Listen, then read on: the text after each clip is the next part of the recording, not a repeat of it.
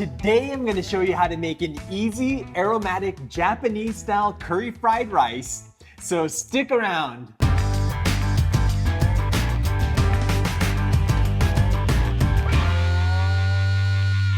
Welcome back to No Recipes. I'm Mark Matsumoto, and I'm here to show you how to elevate your everyday meals, so smack that subscribe button and ring that bell so you don't miss out. Yakimeshi or churhan is Japanese-style fried rice.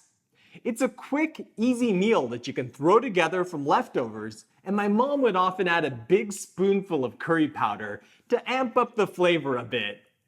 Paired with some sweet caramelized onions and some leftover rice, and you end up with this unbelievably fragrant meal that smells like a big bubbling pot of Japanese curry. Let's start with a look at our ingredients. I've got 400 grams of stale cooked white rice, 150 grams of ground beef, 50 grams mild green peppers, 100 grams of onion, 2 tablespoons of chunou sauce, 1 tablespoon of Japanese curry powder, and a half teaspoon of salt.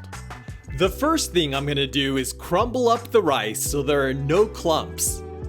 This is why it's important to use stale rice, because fresh rice is gonna stick together no matter how hard you try to break it up.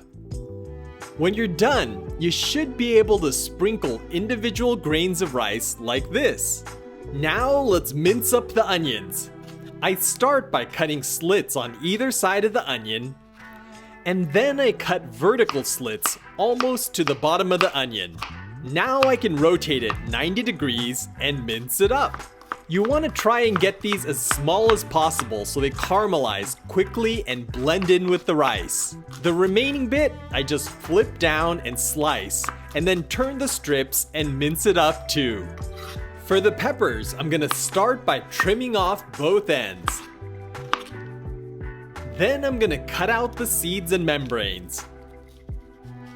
Next, I'm gonna slice each sheet of pepper into strips.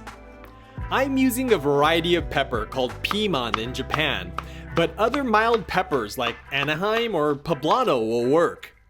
If you want a lot of heat, you could use a spicy chili as well. Now I'm gonna turn these strips 90 degrees and dice them up into little squares. Okay, the prep's done, so let's get over to the stove and start cooking. I'm gonna turn the stove on to high heat and add 2 tablespoons of vegetable oil to our pan. Then I'm gonna add the onions and saute them until they're nice and brown. This is gonna take about 4 to 5 minutes, so be patient. Caramelized onion is one of the key flavors in Japanese curry, so you don't want to cut corners here. Just don't overdo it at this stage, or they're gonna end up burnt by the time the rice is done. Okay, these are looking just about right, so I'm gonna go ahead and add the ground beef and use a spatula to break up the chunks into small crumbles.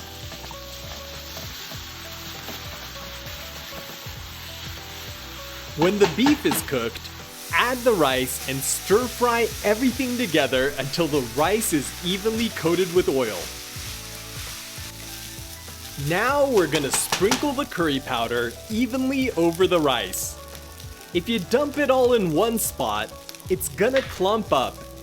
Next, I'm gonna add the salt and the green peppers, and we're gonna continue stir frying the rice until it's uniform in color and heated through. I'm using a combination of stirring and tossing to ensure I get the rice on the bottom up to the top. But if you're not confident in your tossing skills, just use 2 spatulas to toss the rice like you'd toss a salad.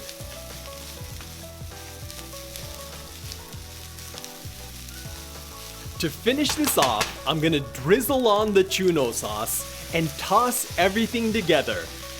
If you can't find chunou sauce where you live, tonkatsu sauce or okonomiyaki sauce will work. Or you can just use a 50-50 mixture of ketchup and Worcestershire sauce. At this point, I want to get a little browning on my fried rice, so I'm gonna stop stirring it for a bit and let the bottom brown.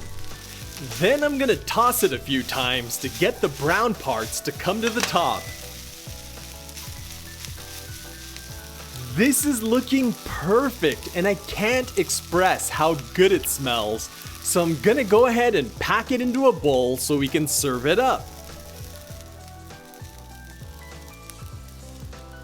Now I'm gonna unmold this by covering the bowl with a plate and inverting it.